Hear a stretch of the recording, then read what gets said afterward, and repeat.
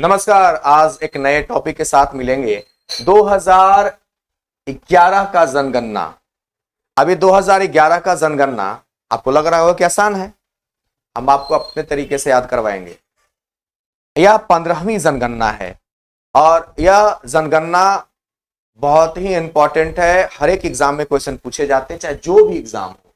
आप देखेंगे कि हमने क्या किया है कि कुछ ही पॉइंट को नोट किया है, जैसे जनसंख्या सबसे ज्यादा कहां है, सबसे कम कहां है, जनसंख्या वृद्धि दर सबसे ज्यादा कहां है, सबसे कम कहां है, जनसंख्या घनत्व तो सबसे ज्यादा कहां है, सबसे कम कहां है।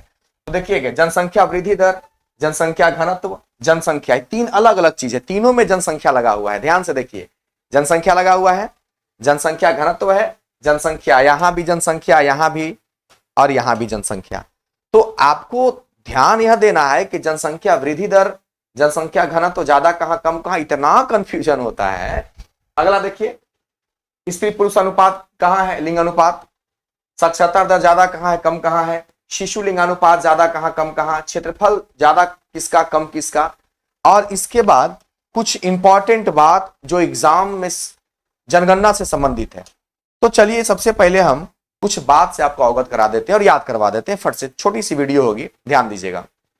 देखिए, कहता है कि सबसे ज्यादा जनगणना, सबसे ज्यादा जो जनसंख्या है, एक मिनट हम थोड़ा सा कलर को चेंज कर लेते हैं।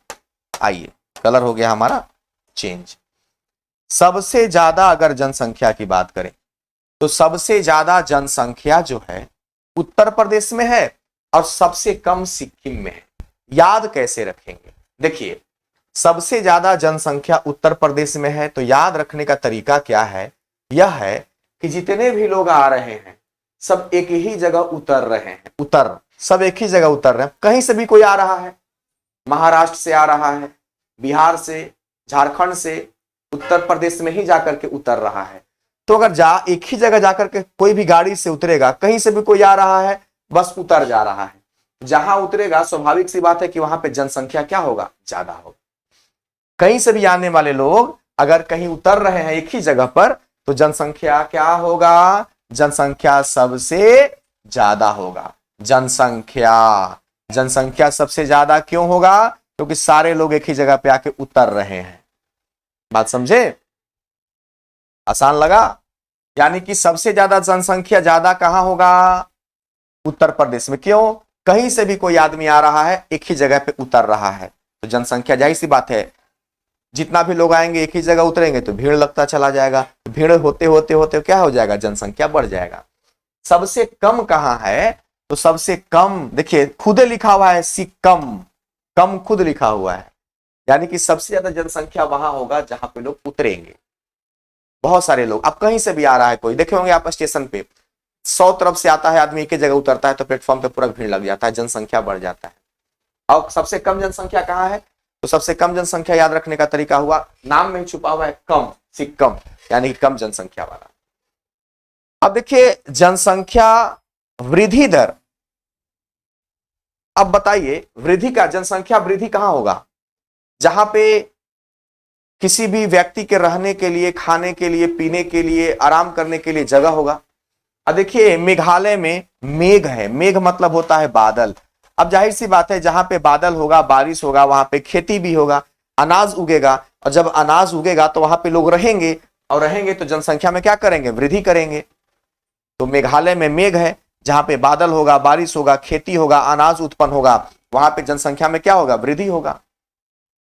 जनसंख्या सबसे ज्यादा उत्तर प्रदेश में है, लेकिन जनसंख्या में वृद्धि कहां ज्यादा हो रहा है? तो मेघालय में हो रहा है, क्योंकि मेघ है, बादल, वहां बारिश हो रहा है, तो जहां ज्यादा बारिश होगा वहां खेती भी ज्यादा होगा, तो जनसंख्या में वृद्धि भी ज्यादा होगा। अब जनसंख्या वृद्धि कम कहां है? तो नागालैंड में। कैसे याद रखेंगे? अरे भाई साहब, अगर लैंड मतलब जमीन होता है, अगर किसी जमीन पे नाग है, अगर किसी जमीन पे सांप है, तो जहां जिस जमीन पे सांप रहेगा वहां पे जनसंख्या में कभी वृद्धि होगा? क्योंकि सांप तो सबको डस लेगा, तो जनसंख्या घटेगा ना, वृद्धि कैसे होगा? याद रखने का यह आसान तरीका है। आगे देखिए, जनसंख्या घनत्व कैसे याद रखेंगे? जनसंख्या घनत्व कहने का मतलब है कि मान लीजिए कोई रूम है और उस रूम में बहुत सारा लोग भरा हुआ है, घनत्व बड़ा ज्यादा है, तो ज्यादा घनत्व है तो लोग को क्या कहेंगे कि भाई साहब आप रूम से बाहर जाइए, क्या कि घनत्व बढ़ा है। घनत्व किसे कहते हैं? छोटा सा रूम है और उस रूम में रहना चाहिए 10 आदमी को और रह रहा है 20 आदमी, तो जनसंख्या घनत्व ज्यादा की बात कर रहे हैं। तो ज्यादा कैसे याद करेंगे, ध्यान से समझिएगा। अगर जनसंख्या घनत्व हमको ज्यादा की बात करना है तो जनसंख्या घनत्व अगर ज्यादा हो गया है तो लोगों को कहां निकालेंगे? बाहर निकालेंगे। कहां निकालेंगे? बाहर निकालेंगे, बाहर निकालेंगे। और अगर कम की बात करें, अगर जनसंख्या घनत्व अगर कम है तब बाहर के आदमी को हम अंदर ला सकते हैं। तो क्या कहेंगे? अरुणा चल, यानी कहां चल? रूम में चल। क्या है भाई? घनत्व वहां कम है। अगर घनत्व ज्यादा है, देखिए अगर घनत्व ज्यादा है तो घनत्व अगर ज्यादा है तो लोगों को बाहर निकाल देंगे। अब घनत्व अगर कम है तो लोगों को बुलाएंगे, कहेंगे अरुणा आओ, अरुणा चलो रूम में आ जाओ। हमको लगता है कि एक बार मेरे अंदाज को समझ लेंगे ना तो ये चीजें जनसंख्या वृद्धि दर, जनसंख्या घनत्व एकदम दिमाग में सेट हो जाएगा। आइए देखते हैं। स्त्री पुरुष अनुपात सबसे ज्यादा केरल में है। अब देखिए केरल को समझेंगे करेला, केरल को समझेंगे करेला। करेला एक प्रकार का सब्जी है। अब सब्जी कौन बनाते हैं? महिला। स्त्री बनाएगी और पुरुष खाएगा, तो यानी कि दोनों में अच्छा संबंध है। करेला का सब्जी बन रहा है, दोनों मिलके खा रहा है, यानी कि सबसे ज्यादा जो लिंगानुपात है वो कहां है? केरल में है, याद रखिएगा। सबसे कम कहां है? हरियाणा में। यहाँ पे नाम ही छुपा हुआ है, हर लेना, हरना। अगर किसी का हम अपहरण कर लेंगे, हर लेंगे, तो जाहिर सी बात है स्त्री पुरुष का क्या होगा? संख्या कम हो जाएगा। यहाँ पे हरण हो जा रहा है, अपहरण कर लेंगे किसी को, जाहिर सी बात है कि वहां पे क्या हो जाएगा? कम हो जाएगा। केरल से ज्यादा क्यों याद रखेंगे? क्योंकि केरल जो है एक प्रकार का सब्जी है, और सब्जी जब कौन बनाती है? महिला। स्त्री बनाती है, पुरुष खाता है, यानी कि दोनों में संबंध बढ़िया है, यानी कि ज्यादा होगा। यहाँ पे हरण शब्द है, हरण हो जा रहा है, अपहरण हो जा रहा है। अगर किसी व्यक्ति का अपहरण हो जाएगा तो वहां पे दोनों का अनुपात क्या होगा? कम होगा। साक्षरता दर कैसे याद रखेंगे? अब देखिए साक्षरता दर की बात करें तो थोड़ा सा आपको पता होना चाहिए कि केरल में पढ़े लिखे लोग क्या है? ज्यादा है। आया बात समझ में? और साक्षरता दर कम है। अगर आप पढ़े लिखे कम है तो बाहर जाके कमाइएगा। तो देखिए बिहार में साक्षरता दर क्या है? बहुत कम है। ये तो कॉमन हो गया कि केरला में ज्यादा पढ़े लिखे लोग हैं और बिहार में कम पढ़े लिखे लोग हैं। शिशु लिंगानुपात, अब देखिए यहाँ पे शिशु लिंगानुपात सबसे ज्यादा अरुणाचल प्रदेश में है और सबसे कम हरियाणा में। कैसे याद रखेंगे? देखिए यहाँ पे शिशु मतलब होता है बच्चा। शिशु मतलब क्या होता है? बच्चा होता है। अब बच्चा, सबसे ज्यादा लिंग अनुपात बच्चे का कहां है? तो लिंग को हम समझेंगे लेग। लेग मतलब होता है पैर, लेग मतलब पैर होता है। लिंग लग रहा है ना, लेग, लेग मतलब पैर है, लिंगानुपात। लेकिन याद करने के लिए हम इस लिंग को लेग समझेंगे। अब किसी बच्चा का जब लेग, पैर जब शुरू बढ़ता है, देखे होंगे शुरुआत में जब बच्चा का पैर जब वो चलना स्टार्ट करता है तो सबसे ज्यादा चलेगा अरुणाचल। आया बात समझ में? यहां पे देखिए फिर से थोड़ा सा समझ लीजिए। जब किसी भी बच्चा का लेग, लेग मतलब पैर होता है, जब किसी बच्चा का पैर जब चलना स्टार्ट करेगा, वो ज्यादा, चूंकि ज्यादा कह रहा है ना, क्या बोल रहा है? ज्यादा कह रहा है। तो ज्यादा कह रहा है तो समझेंगे कि अगर किसी बच्चे का पैर तुरंत निकलना स्टार्ट हुआ है, मतलब जस्ट चलना स्टार्ट किया है, गिर के चल रहा है, गिर रहा है, चल रहा है, उस समय लोग मना करते हैं कि और ना चल।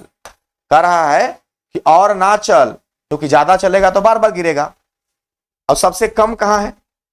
सबसे कम हरियाणा में है। तो यहां पे देखिए हरा शब्द, हरना मतलब होता है कम, हर लेना मतलब कम हो जाना, यानी कि हरण हो जाना। तो यहाँ पे सबसे ज्यादा की बात हो रहा है, तो ऐसे याद रखना है थोड़ा सा कि ना चल या चल, ज्यादा रहेगा तो चलेगा, और हरियाणा में हरण है तो क्या हो जाएगा? कम हो जाएगा। क्षेत्रफल में सबसे ज्यादा राजस्थान है, सबसे कम गोवा है। कैसे याद रखेंगे? देखिए एक बात बताइए, ज्यादा क्षेत्रफल है यानी कि वहां स्थान क्या है? ज्यादा है, वहां पे आप राज कर सकते हैं। कहीं पे आप राज कर रहे हैं जाकर के, यानी कि वहां पर स्थान ज्यादा है। तो क्षेत्रफल की जो स्थिति है सबसे ज्यादा कहां है क्षेत्रफल के हिसाब से? यानी किस राज्य का क्षेत्रफल ज्यादा है? राजस्थान का। सबसे कम गोवा का क्यों है? क्योंकि नामे है गो आ, तुरंत गया तुरंत आ गया, क्षेत्रफल बना ही नहीं, गो आ, तुरंत गया तुरंत आ गया। तो इस प्रकार से आप रट के अगर करेंगे तो बड़ा कंफ्यूजन होगा। हमारे वीडियो को कम से कम एक बार देखने के बाद दोबारा शांति से देखें और समझें हम बोल क्या रहे हैं।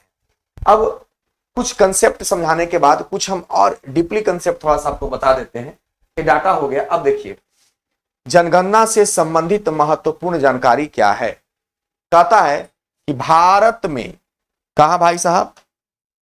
भारत में पहली बार विधिवत जनगणना प्रारंभ किया गया 1872 में, और यह लॉर्ड मेयो के समय किया गया था। यह आपको याद रखना है।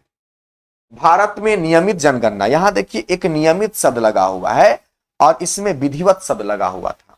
तो विधिवत जनगणना 1872 में चालू हुआ, जबकि नियमित लगातार जनगणना 1881 में, कितने साल के बाद? 72, 73, 74, 75, 76, 77, 78, 79, 80, 81, 9 साल के बाद विधिवत जनगणना प्रारंभ किया लॉर्ड मेयो ने, और नियमित जनगणना चालू किया लॉर्ड रिपन ने। तो अगर नियमित पूछेगा तो लॉर्ड रिपन हो जाएगा, और विधिवत पूछेगा तो लॉर्ड मेयो हो जाएगा। क्वेश्चन कहता है आजाद भारत की पहली जनगणना हुई थी। याद रखिएगा, जब हमारा देश आजाद हुआ था तो सबसे पहला जनगणना 1951 में हुआ था आजादी के बाद, जिसमें 14 सवाल पूछे गए थे। कितने सवाल पूछे गए थे? 14 सवाल पूछे गए थे। जनसंख्या का महाविभाजन वर्ष कहलाता है। याद रखिएगा, जनसंख्या का महाविभाजन वर्ष, यह शब्द याद रखिएगा, क्वेश्चन पूछता है, बहुत ज्यादा पूछता है। 1921 को माना जाता है। और जनसंख्या का लघु विभाजक वर्ष, एक है महाविभाजक, एक है लघु विभाजक, यह माना जाता है 1951 को। किसको? 1951 को। विश्व जनसंख्या दिवस मनाया जाता है 11 जुलाई को। यह इंपॉर्टेंट लाइन है, इसको याद रखिएगा कि विश्व जनसंख्या दिवस कब मनाया जाता है? 11 जुलाई को मनाया जाता है। जनगणना जो 2011 देश की जनगणना है, यह जनगणना 15वीं जनगणना है, स्वतंत्र भारत की 7वीं जनगणना है। बहुत इंपॉर्टेंट लाइन है। भारत का यह 15वां जनगणना है, लेकिन जब हमारा देश आजाद हुआ, देश आजाद होने के बाद यह 7वीं जनगणना है। याद रखिएगा, कितना इंपॉर्टेंट लाइन है। जनगणना 2011 में कुल कितने प्रश्न शामिल थे? 29 प्रश्न शामिल थे। याद रखिएगा, कितने प्रश्न? 29 प्रश्न शामिल थे। देखिए पीछे वाला स्लाइड में आप देखिएगा, तो यहां पे आपको एक चीज दिखाई देगा कि जब आजाद भारत में पहली बार जनगणना हुई थी तो उसमें 14 सवाल पूछे गए थे आजादी के समय, और जब 2011 में जनगणना हो रहा था तो उसमें 29 सवाल पूछे गए। देश की कुल जनसंख्या कितना है? याद रखिएगा, 2011 के हिसाब से अब तो बढ़ गया है, 121 करोड़ है। विश्व की जनसंख्या का भारत में कितना है? याद रखिएगा, पूरे विश्व की जनसंख्या का भारत में जनसंख्या है 17.5%। भारत में पुरुषों की जनसंख्या कितना है? 62 करोड़ है, और भारत में महिलाओं की जनसंख्या कितना है? 58 करोड़ है। याद रखेंगे इस चीज को। तो ये जो इंपॉर्टेंट पॉइंट्स है, इसको बिल्कुल आप देख लें, स्क्रीनशॉट ले लें, और इसको आप देखते रहेंगे तो आप जनगणना को देख लिए। जनगणना का मेन जो पॉइंट था वो आपका, हमें यह याद करवाना था, ये वाला, इसको मेन हमको समझाना था कि जनसंख्या सबसे ज्यादा कम, सबसे ज्यादा होता है कहाँ और सबसे कम होता है कहाँ, जनसंख्या वृद्धि दर, जनसंख्या घनत्व। तो इस वीडियो को आप 1 बार 2 बार जरूर देख लें और ऐसा प्रैक्टिस करें, रिलेट करके प्रैक्टिस करेंगे तो आपको कभी समस्या नहीं होगा। चलिए मिलते हैं नेक्स्ट वीडियो में। जय हिंद।